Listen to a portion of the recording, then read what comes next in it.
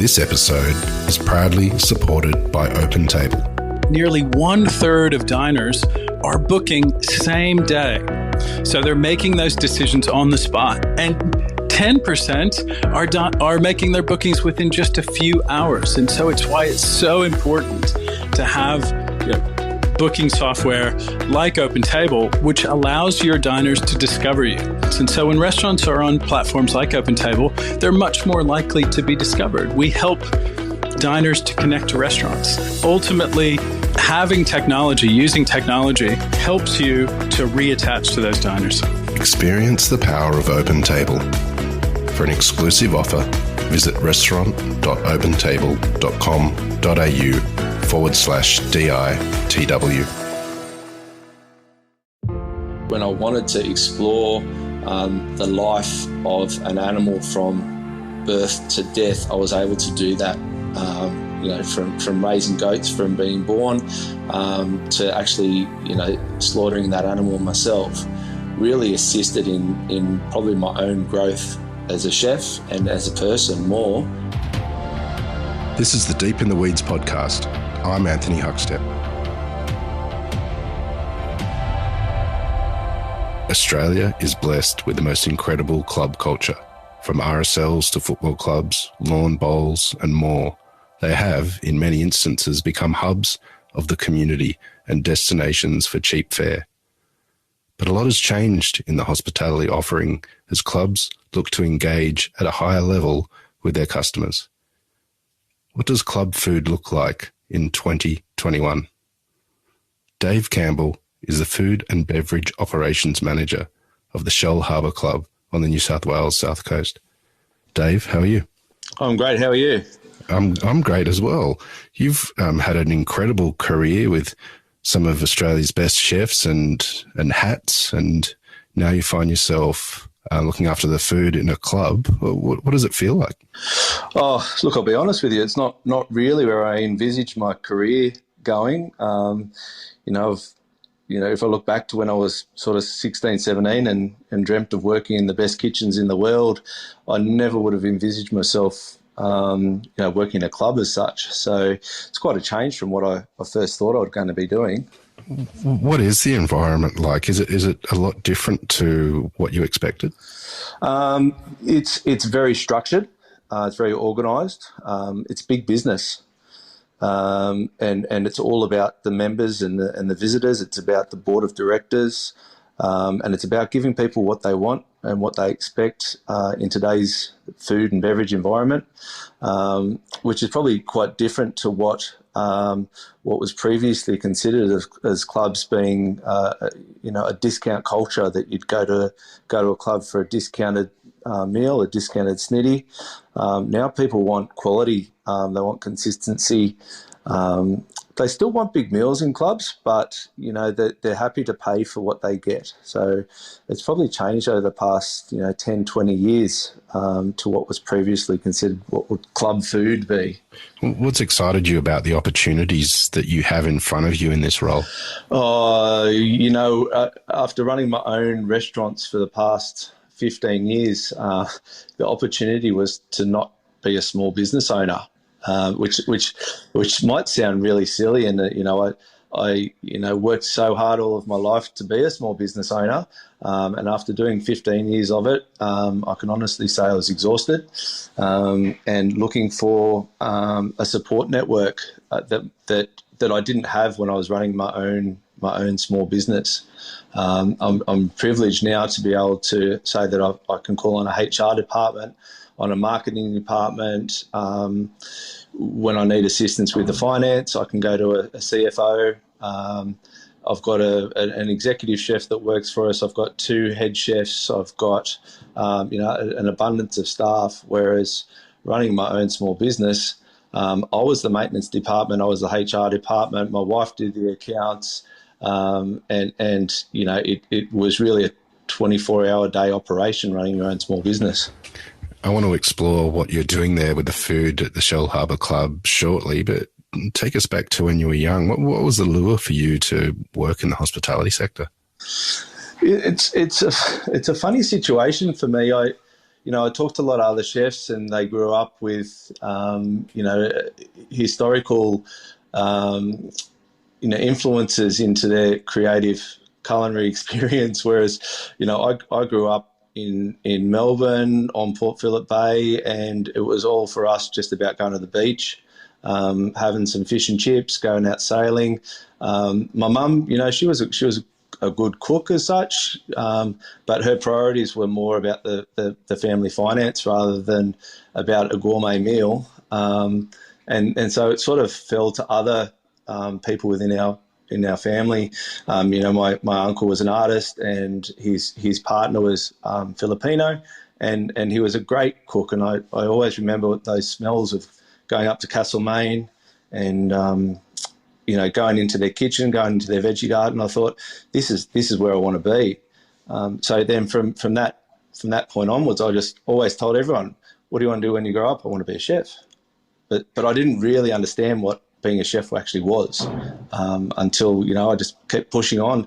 And it's one of those things, I guess I'm a bit stubborn that if I want something, then I'll go and get it. And perhaps so many people tried to talk me out of being a chef. We had other friends that were chefs, and they said, whatever you do, you don't want to be a chef. You're going to be working all the time.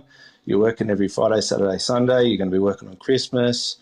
And I thought, I don't care. This is what I want to do. So I just made it happen.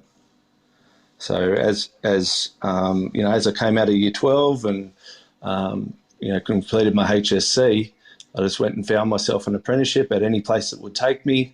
And it was just sort of the local suburban sort of seaside restaurant down at Cronulla. And I thought to myself, this is the best that I can get. And then I started working down. I learnt heaps under this head chef that was there at that time. And I'm like, what's this blancmange? And he's like, it's a set custard of eggs and cream. And I thought, this is amazing. And then I'm sitting there and just doing oysters Kilpatrick and nachos, and I thought, this is where it's at.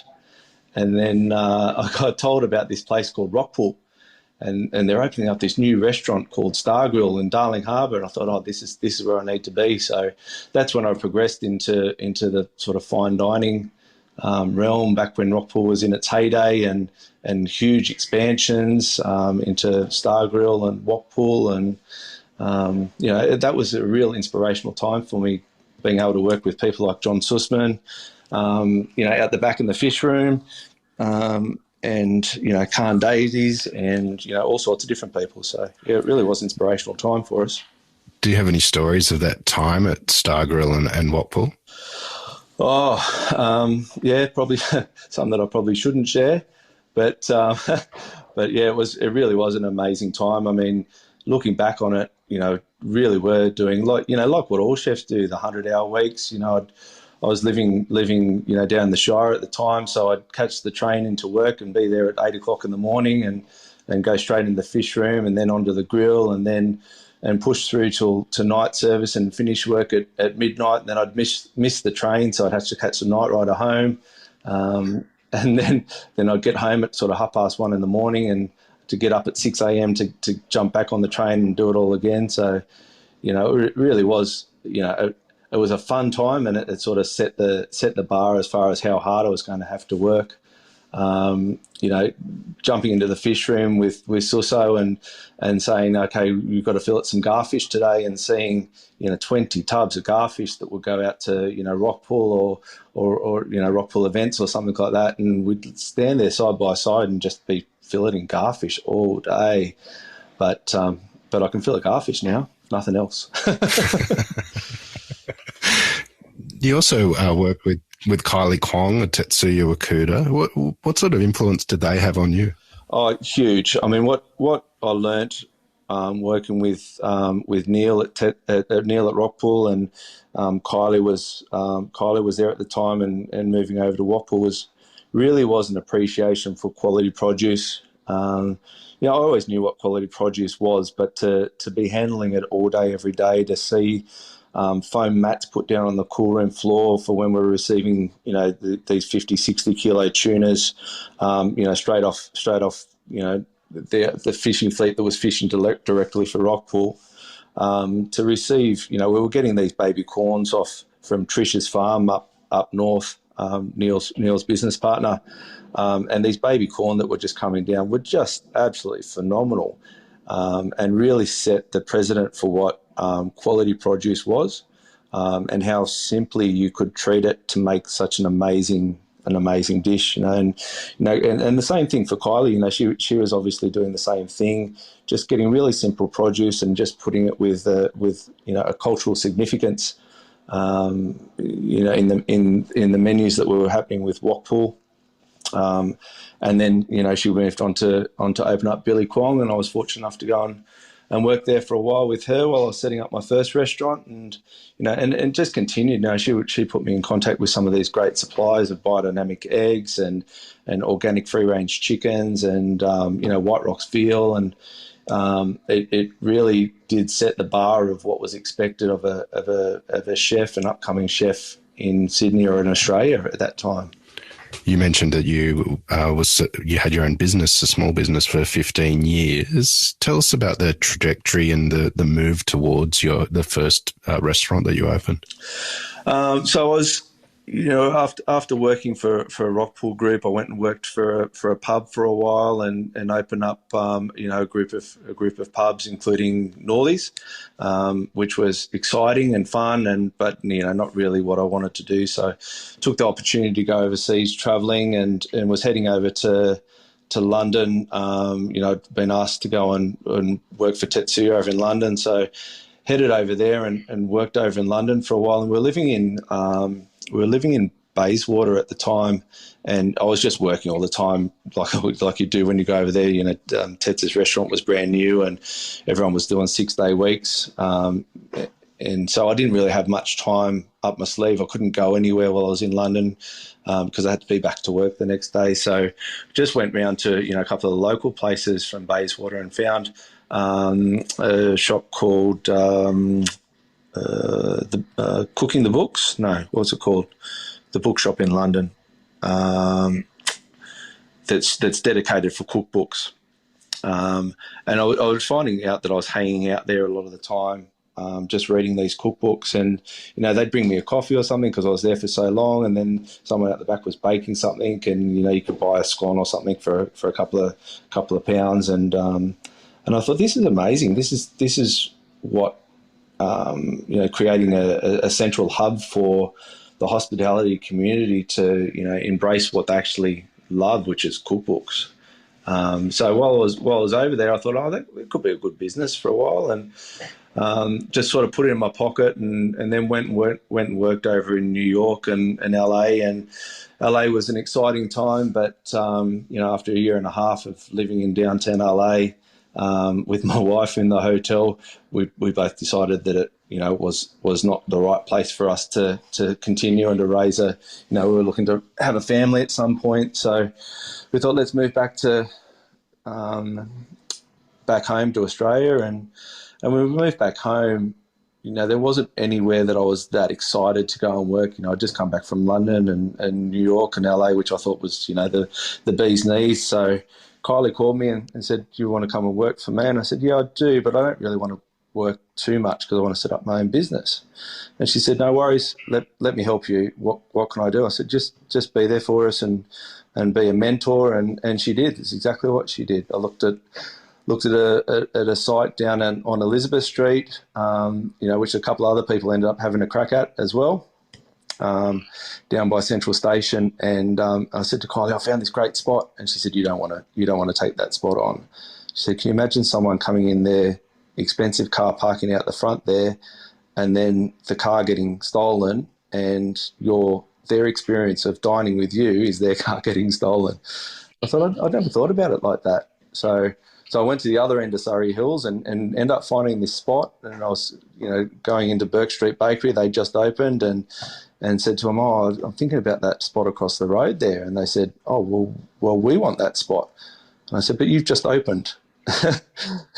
And they said, well, you go ahead and take that spot. So we opened up our first business, which was the Book Kitchen, and it had a real focus on on not just cookbooks but food books. So it was books on bees and organic growing and the slow food movement. We had technical texts in there from Larousse Gastronomique to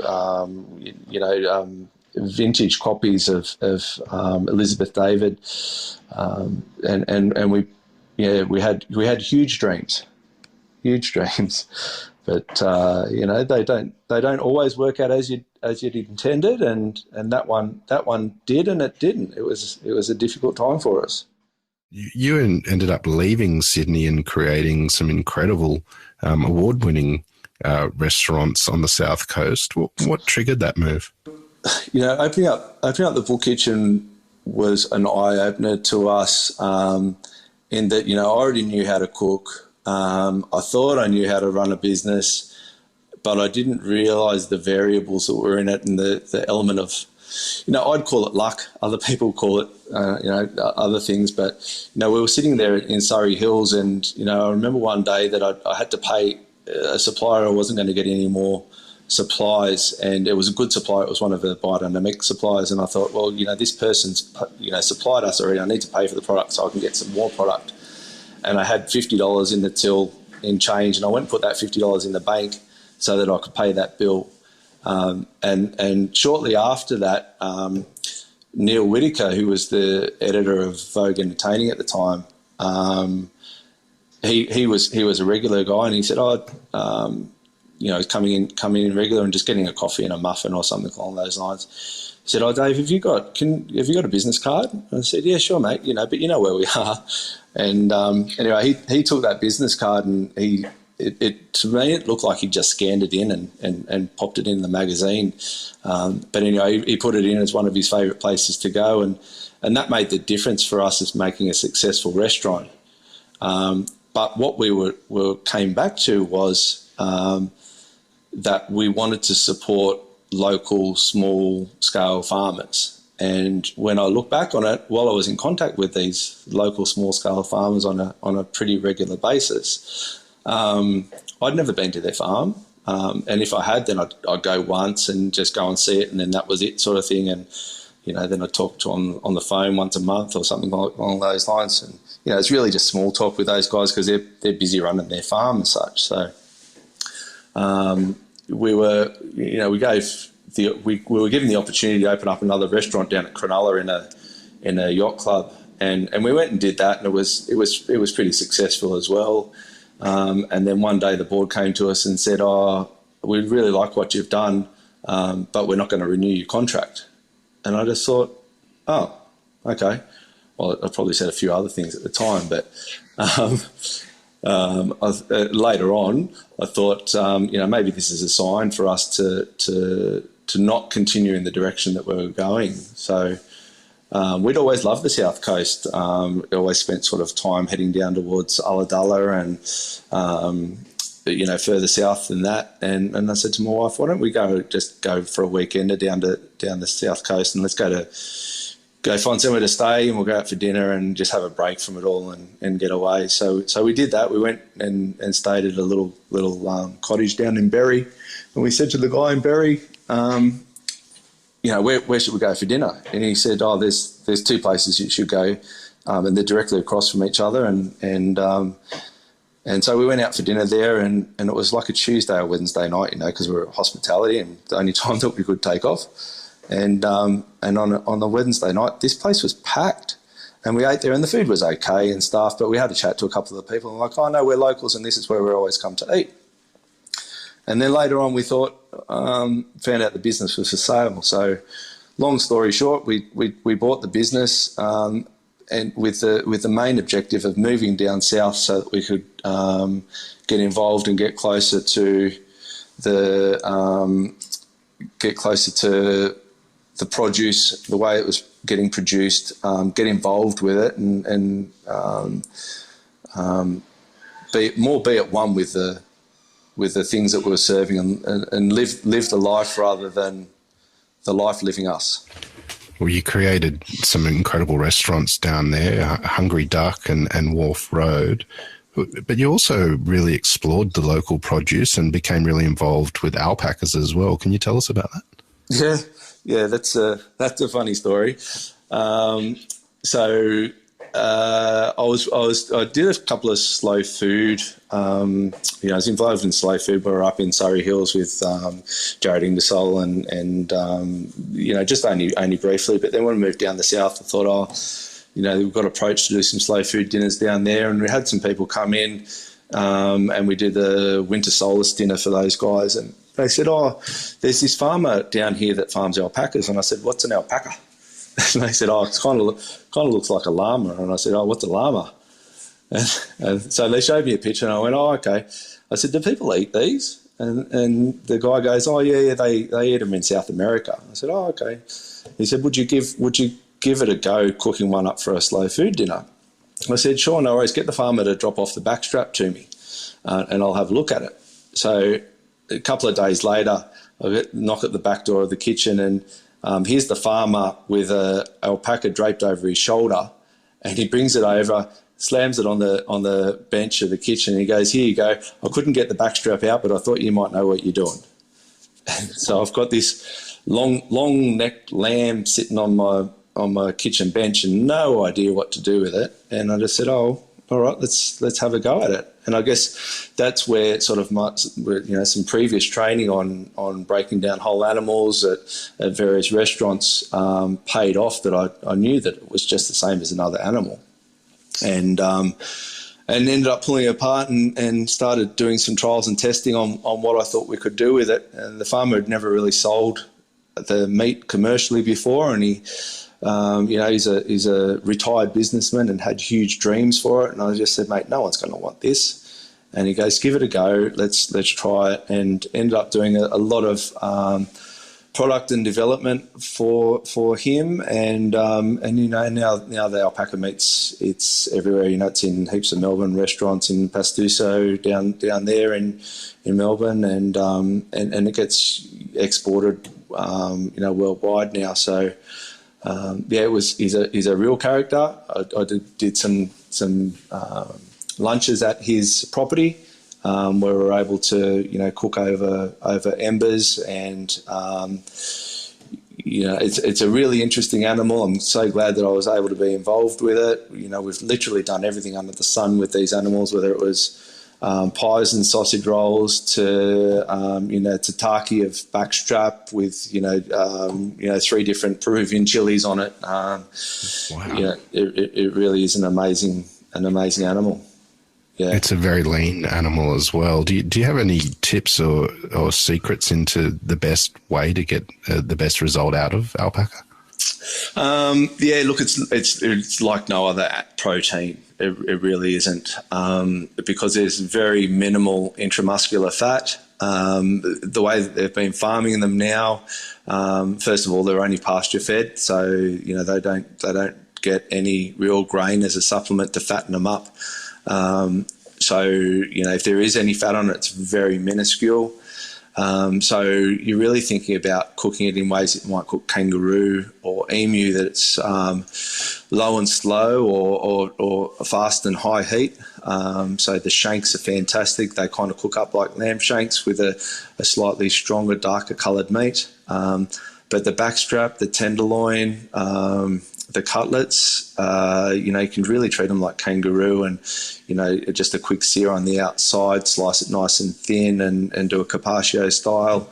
And because it's quite a neutral flavour, unlike lamb, it does take to many different flavours, many different styles of cuisine.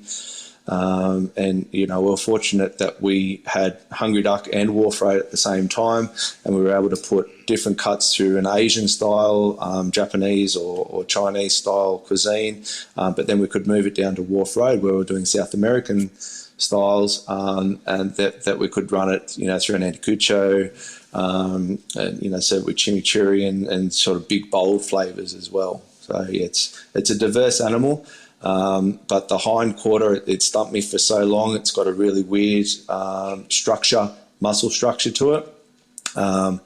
and we spent a lot of time doing product development for that, and ended up turning into little double smoked hams that are still sold in delis and stuff today. So again, a really unique flavour. So yeah, it was an amazing time, it really was. Hungry Duck became a real destination in regional New South Wales, and a real hero in the town of Berry as well. Do you have any fond stories from your time with that business? I mean, Hungry Duck was an amazing place, and it had, it was a tiny little kitchen. There was 3 of us working in the kitchen at the height of it,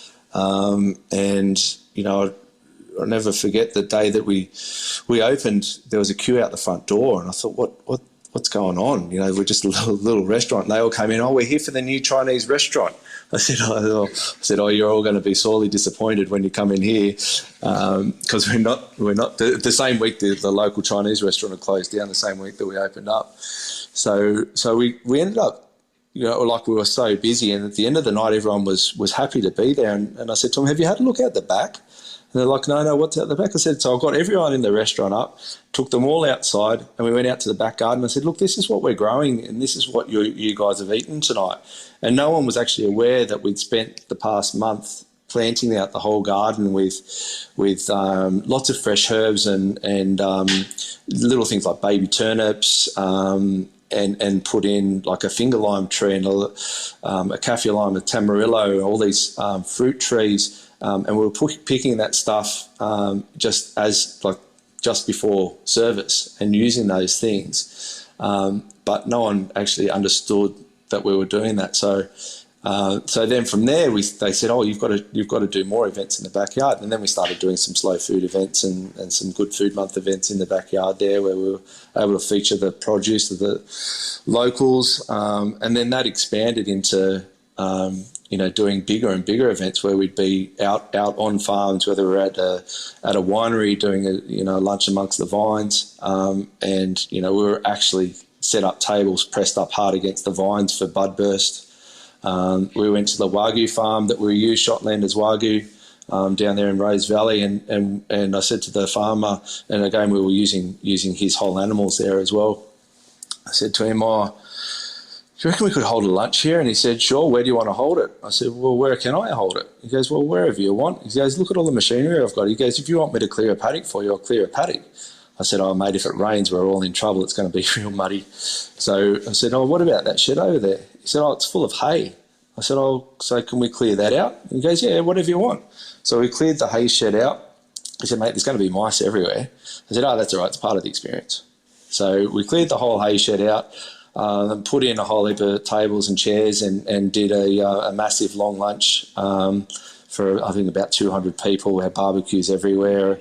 Brought out an old friend of mine from LA, Ricardo Zarate, who was just Young Chef of the Year over there at the time, and we put on this amazing lunch out there. And it's all really comes back to Hungry Duck and how well it was accepted in the community, and that the choice that we'd made to get closer to the producers had paid off, and it was the right move. Did that connection that you with local producers that you forged, did it change you and the way that you cooked? It did change me. I mean, when we first moved down to Berry, we'd lived in town, and I said to my wife, this is why we moved to Berry, to live in suburbia. When I say in town, there's like 300 people who live in Berry, so it's a pretty small town. But we lived on a suburban block. I said to her, I want to live on a farm. And she says, oh, I'll find you a farm. So she goes, I found your farm.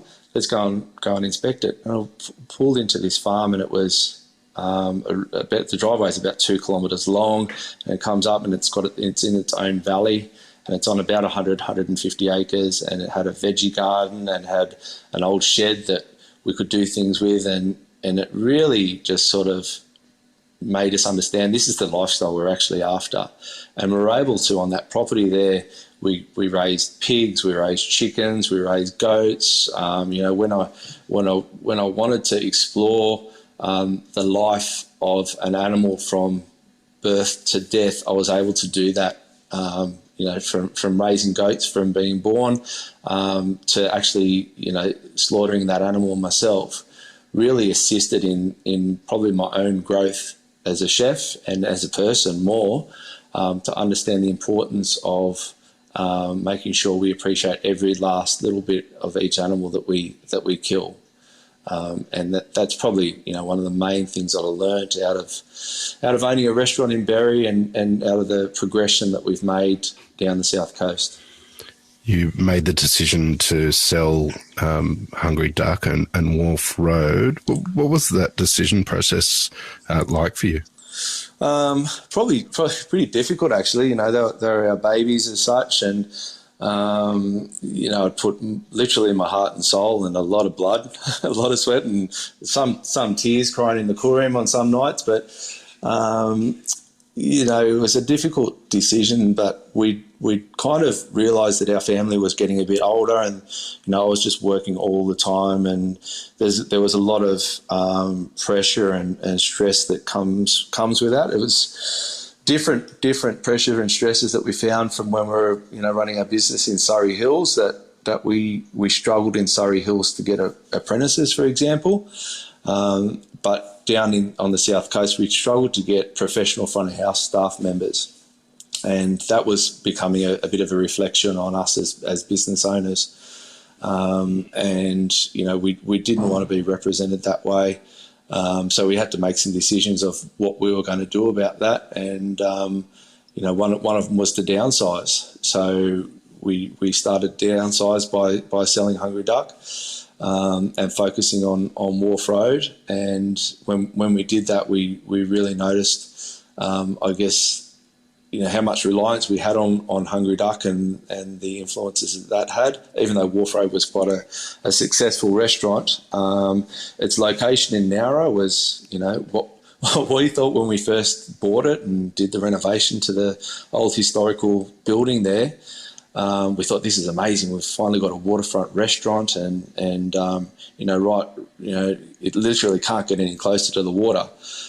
We put a floating pontoon out there. We had seaplanes flying in and out, but we just found that we hadn't captured the demographic that we'd had in in Berry, in the Berry restaurant, and it was a bit difficult to maintain our standards down there. And we thought, before we get ourselves in too much of a pickle, let's get out. So then we, you know, made the transition to get out of running our own small businesses. And you know, while it was amazing while we did it for 15 years, you know, by the time I sold them both, my two daughters were 13 and 14, and you know, and I didn't really know them because I've been working all the time. So got to know them a little bit, and have enjoyed that you know, that experience as well now. So I get to spend a lot more time with them now. You know, running the operations at the Shellharbour Club gives me a little bit more freedom to spend time with my family. I don't have to be here every Friday and Saturday night. You know, I don't have to do 100-hour weeks. Don't get me wrong. I'm not doing a 38-hour week, but which, you know, probably doesn't happen in hospitality at all. But yeah, it's a huge change. It's a huge change. Tell us what you brought to the food program at Shellharbour Club, and what we might expect in the future as well. So yeah, I mean, it's been a transition to come into the Shellharbour Club and to, I guess, bring in some of the principles that I'd worked on for so long. So I've now been able to bring in the Shotlanders Wagyu. We buy whole animals from them now at the club, and you know, we're a big venue. I've got sort of 5 cool rooms here, so I've got one meat dedicated cool room, and we're able to utilise the whole animal here as well, just purely because of the size of the venue. We've got 8 food outlets and 5 bars. So, you know, we can have one, I think we've got 14 deep fryers here. So we have one dedicated Wagyu fat fryer, you know, that we're able to utilise that for, you know, between all the different cuisines that we do here. We've got an Asian outlet, a barbecue outlet. We've got our standard sort of bistro fare that has steaks and that sort of stuff on it. We can literally use the whole animal here with absolute ease compared to what a small restaurant small business might be doing. So we've been able to bring in some of that sort of stuff, where the club was previously using just buying milk from whoever, now we buy South Coast milk, and we can make our own butter and all those sorts of things. So started bringing that, the small scale farming into a big scale business. We use Milton Meats for all of our steaks now. So, previously we were just buying carton meat out of Sydney and who knows what farm it came from. Now we're able to stand proud and say we're supporting our local community, which is what a club's all about. It's about supporting the community. It's about giving back to the community. It's a not-for-profit organisation, and the F&B should be contributing back in the same fashion. It's a work in progress. It wasn't going to happen overnight. Things in clubland don't happen quickly, but it is starting to happen. One of the reasons that I came to the club was because they sold me on a story of diversification, which I was interested in, and they said to me, when I first started chatting to them, we've got other venues, and I said, well, what do you mean other venues? Like you own another club or something? They said, no, we're going to just do a wedding venue. And I said, oh, where's that? Oh, the Shellharbour Surf Club. So we're going to take that on as a wedding venue. Oh, that sounds interesting. Oh, and we've got this old historical building that we've bought as well. You might know it. So at the very end of Seacliff Bridge, just north of Wollongong and south of the Shire, is the iconic Seacliff Bridge that goes out over the ocean there. And at the end of the Seacliff Bridge, there was this derelict hotel called the Imperial Hotel. The club bought it as a historic venue to renovate and to bring back to the community. So we've spent a fair bit of time renovating that premises now, and we're literally just about to open it just as the second COVID lockdown happened here in New South Wales or in Sydney. So we were at 12 o'clock we got told, think something might be happening. And then by 2 o'clock we shut the premises down and didn't proceed with opening it that night. So now we're back on track and looking forward to the opening before Christmas. You've had the most incredible career and made such an incredible impact on the south coast of New South Wales, and you continue to do that. What is it that you love about what you do? I guess one of the things I love is probably also one of my frustrations. I love seeing other people being enthusiastic about hospitality. I love people embracing cuisine and culture and small scale farming. But that's, especially on the South Coast, there's not that many people that are into it. And probably in Sydney as well, to find an apprentice chef at the moment, they're rare as hen's teeth. You might as well be looking for truffles in a car park. It's just not going to happen. So it's a little bit frustrating that, when I was an apprentice, I couldn't get an apprenticeship. I had to beg for one. And now we're looking high and low under rocks, trying to inspire young people to come into an industry that is challenged with recruitment right now. So what I'm inspired by is to get these people in and show them this produce and how good it is and how good it can be, and to introduce them to the farmers and start that process again, that journey that I've been on with some young kids, and that's what we've been able to do at the club. It's what we're able to do up at Imperial, showcasing, whether it's AOC oysters that have, come out of Merimbula or, out of the Shoalhaven River, or, utilising Shotlanders Wagyu, or, just embracing that produce in a amazing venue, which not many businesses would be able to afford the renovation that the club has been able to do, and the historical representation that's been taken there. Well, Dave, very much looking forward to seeing what you do at the Shellharbour Club and also the Imperial. Loved having you on Deep in the Weeds today to just hear a bit of your story. Please keep in touch and we'll talk again soon. Thanks, Huck. Great to chat to you. This is the Deep in the Weeds podcast. I'm Anthony Huckstep. Stay tuned as we take a deep dive into the lives of the incredible people who ply their trade in the food and hospitality sector. Special thanks to executive producer Rob Locke for making this all happen. Follow us on Instagram at Deep in the Weeds Podcast, or email us at podcast@deepintheweeds.com.au. Stay safe and be well.